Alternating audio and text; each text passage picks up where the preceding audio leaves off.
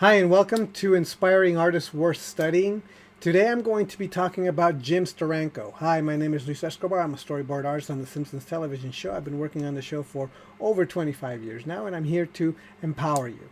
So, Jim Steranko. So we talked about Jack Kirby in the last video, and I'm going to continue talking about kind of people who have been influenced by Kirby and then have gone on and done their own thing. Jim Steranko is one of these people who was definitely influenced by Kirby. He has his own dynamic, his own energy, and he brought something else to the table. But he also had many of the things that made Kirby interesting. And you're going to see Kirby influence in Steranko.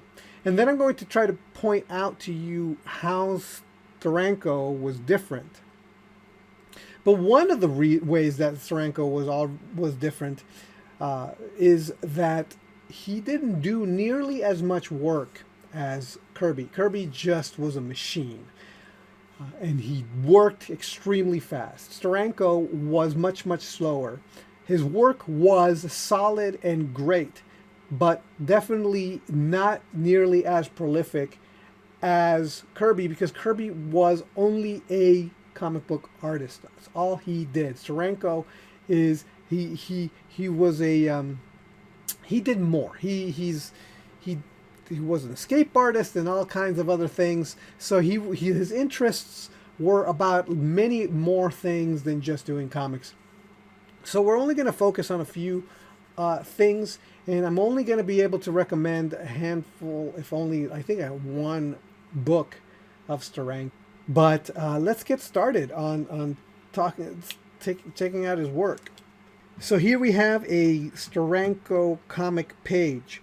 Now you can already see that there is a Kirby influence here, but we've got the energy lines here again with the negative space around it. But you can tell that his choices here are definitely not the Kirby choices. His are much more traditional shapes, much more anatomical shapes. And yet he still has that same kind of similar layout and energy, and the way that he played with the composition, like this foreshortened hand. Okay, so here's what makes Steranko different than Kirby. Kirby was definitely more of a traditional page, would do much more traditional page layouts.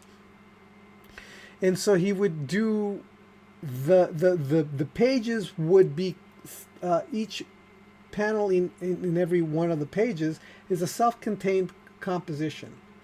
Steranko, as you will see, would eventually start playing with the medium of comic book page layout, so that it wasn't a single panel, one after the other, so much as he would lay out the page so that it would be graphically interesting as a whole, as well as storytelling within each panel, and he would design that a little bit more.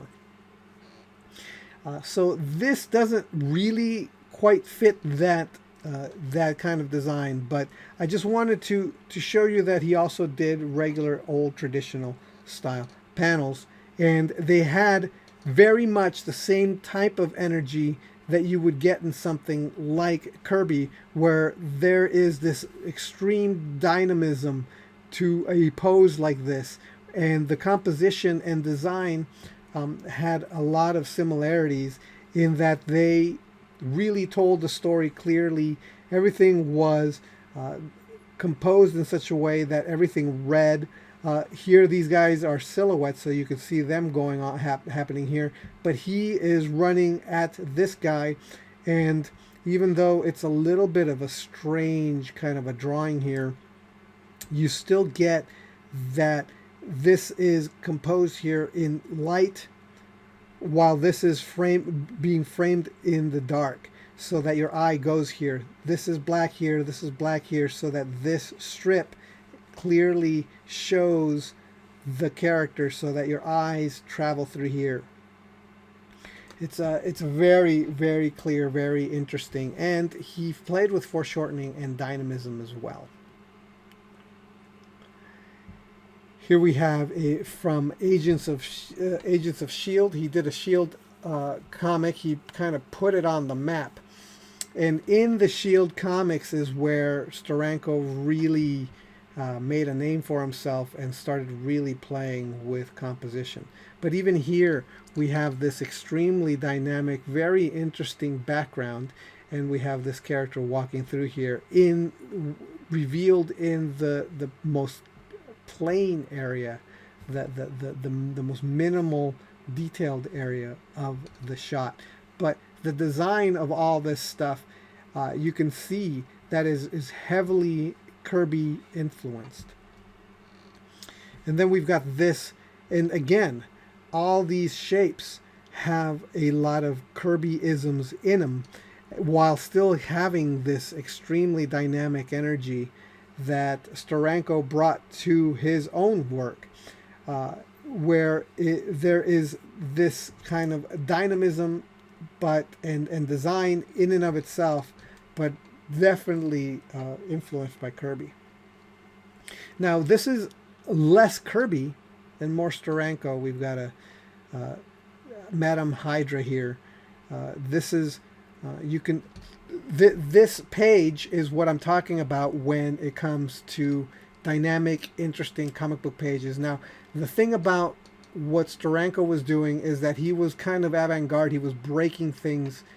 He was breaking new ground when he was kind of playing with these kinds of compositions. Will Eisner, which at some point I'm also going to make a video of, also played around with the comic book medium and did this sort of thing too, and experimental things too. So, but now a lot of the time this sort of thing is commonplace, but one of the pioneers of this sort of work was Steranko. So if you notice, this whole page has no frame, and then it's going off here. We've got all this stuff happening here. We have these characters doing this here, but then these panels here are on top of each other. This guy here is still part of this main panel, and yet we've got this close-up of her face, and then we've got this overlapping of him here, and then we've got this element of her face here. So all of this is an amazingly very interesting design for this comic book page. So much is going on, so much dialogue is happening here, and yet we've got this amazing design for this page where it's all kind of flowing into each other. It reads as a single image while also telling a story in multiple images, and that is one of the innovations and the interesting things that Steranko brought. And in his Agents of Shield, in his Shield comic, I shouldn't say Agents of Shield, that's the TV show. In his Shield comic, where we have Nick Fury, and it was mostly about Nick Fury here. There is this crazy. He would use this texture a lot. I'm thinking it was zip tone. Zip tone at the time was a type of. I think I have zip tone around here. I wish I would have brought it out, found it, and so I could show you what it is. But they came in sheets of. They were like stickers. It was like a sheet of sticker paper, and they had patterns and designs. Usually dots, gray. It was basically different kinds of gray tones, but they were design gray tones. So this being one of them, like this kind of like linear things. Then there were the dot ones. Then there was the lines. In Japanese comics, they use them a lot. So what you would do is you would get these sheets of paper, and then you would these kind of like sticker paper. You would put it on your drawing. You would use an X-Acto knife to cut out the shape around your drawing, and then you would peel off the rest of the sticker, and then it would just have that value on top.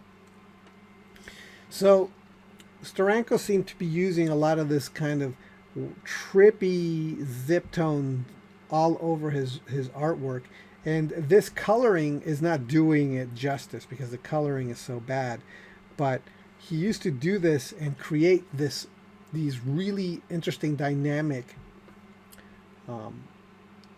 textures and put them on his drawings. But on top of that, you've got this panel here where you have this the character here. You have this interesting kind of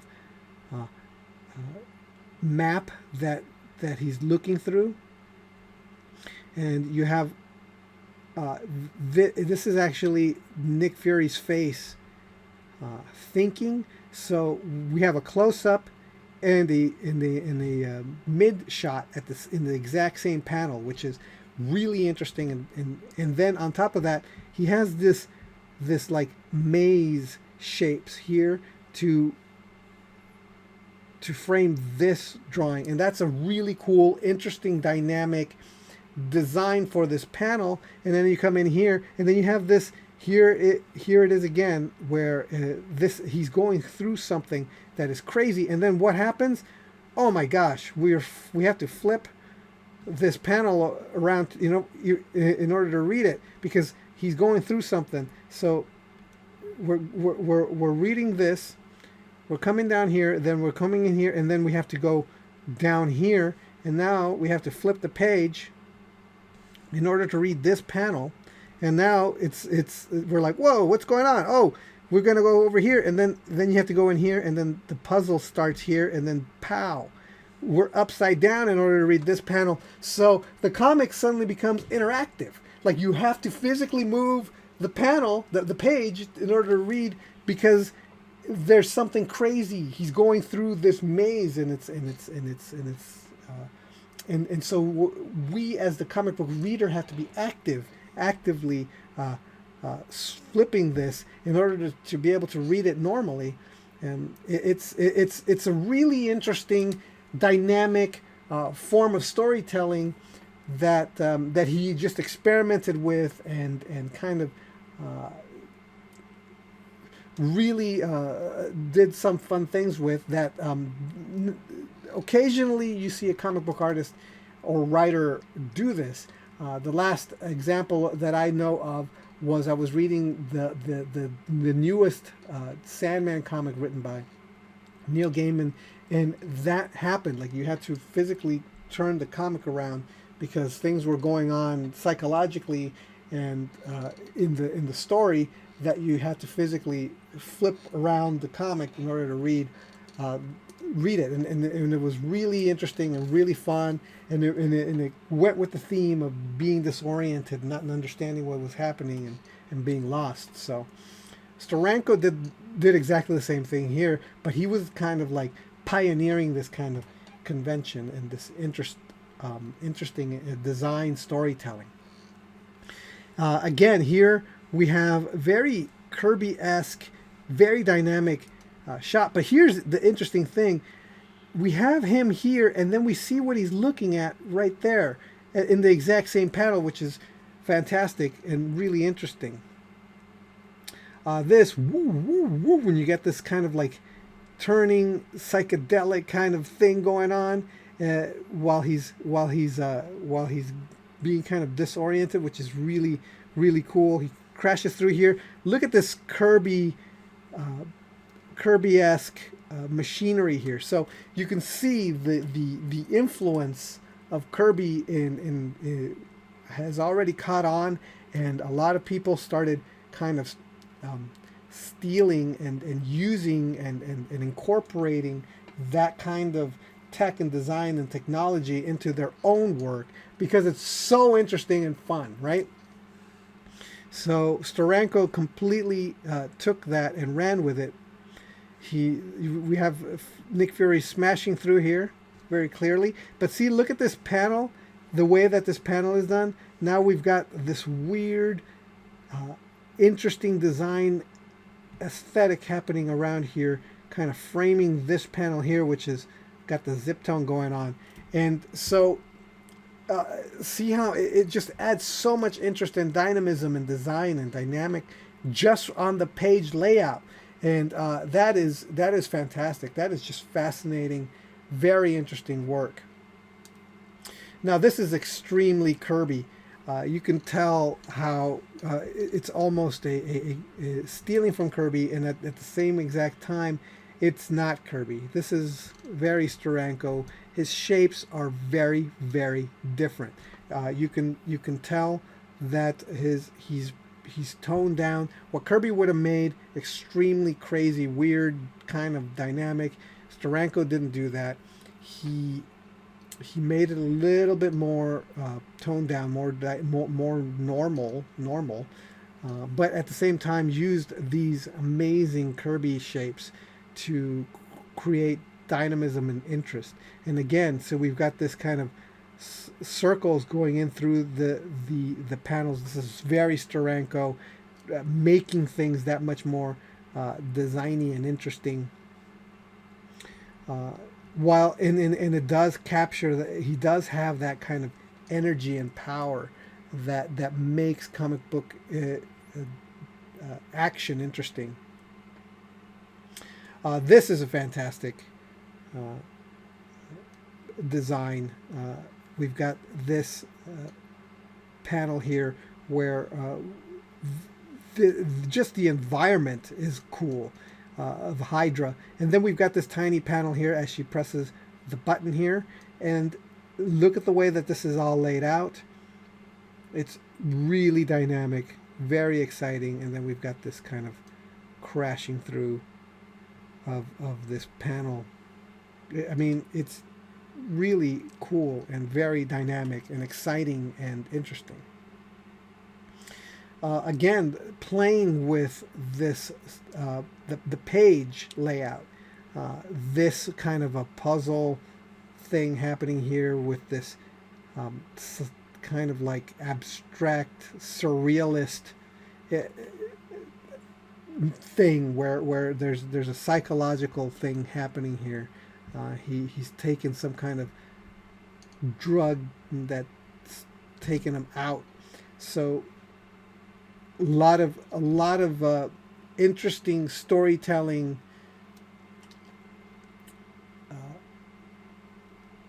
concepts and ideas going on, where he's falling into subconscious, and then this is the subconscious, and it's a very surrealistic and dynamic and exciting storytelling.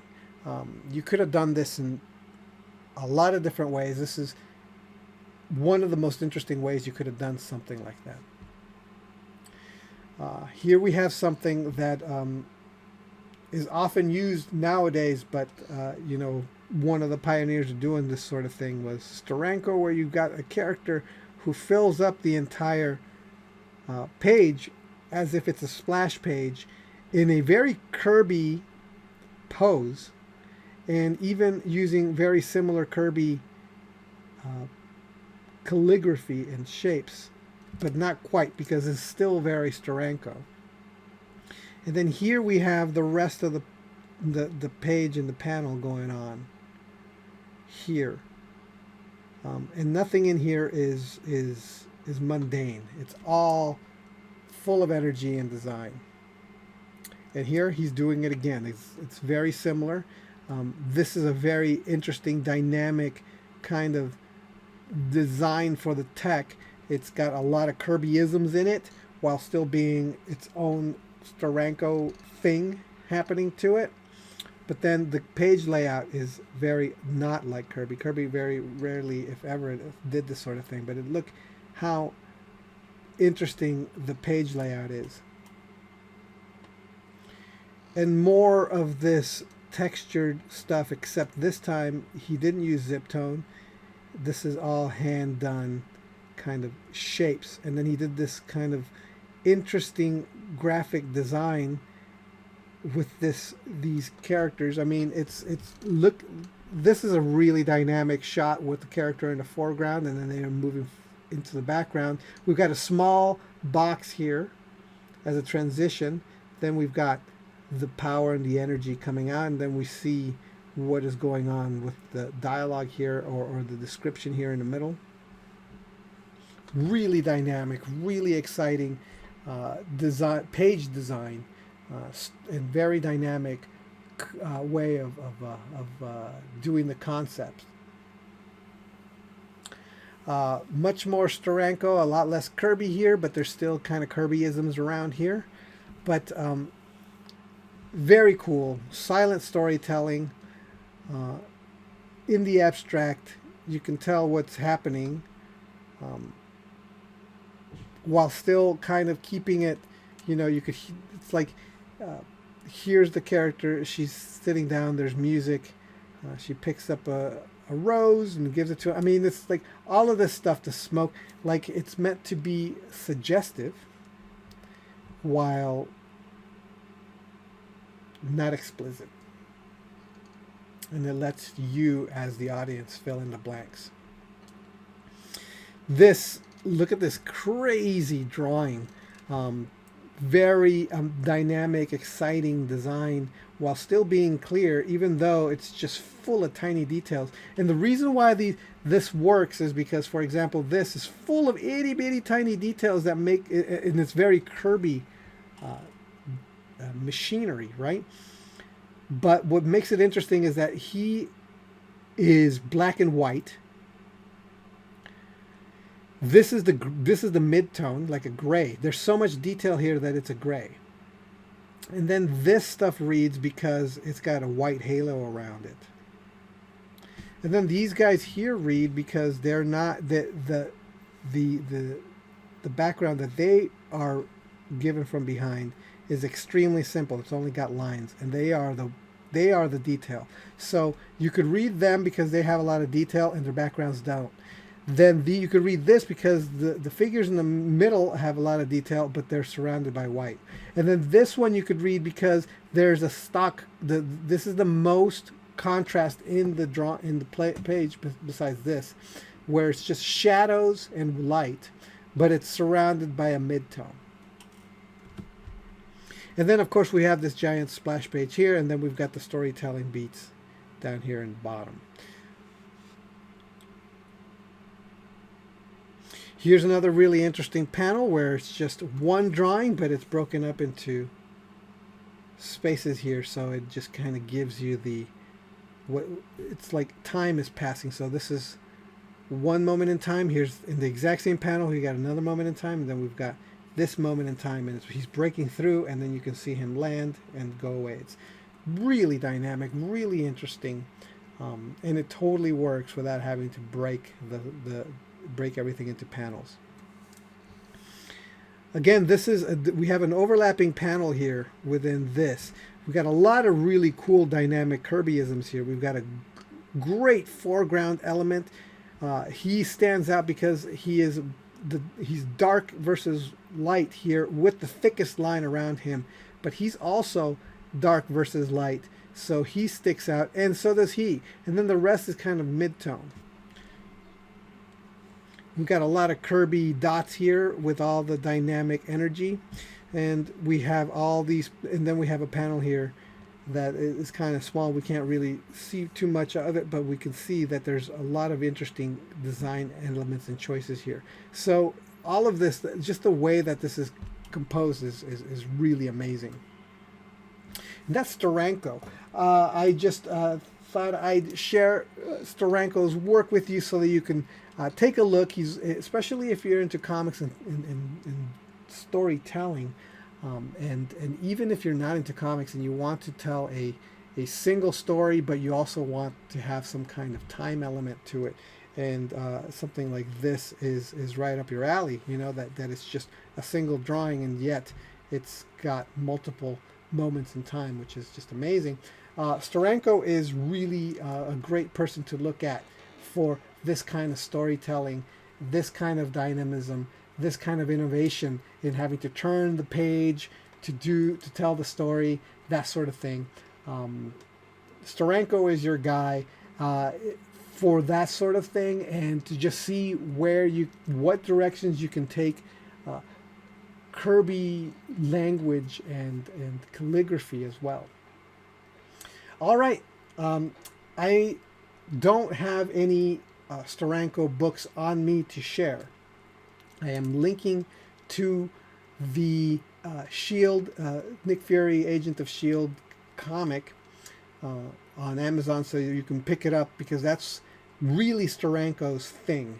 That was the thing that put him on the map, and that's where he did like the most amount of experimentation. So you can see how he developed and what he was doing, and so I have that link in the show notes, in the description of this video. And hopefully you've gotten a lot out of this video. We're going to keep talking about people that were kind of influenced by Kirby and then gone and done their own thing and innovated in their own way in the next couple of videos. So stick around, and I'll talk to you next time. All right, bye.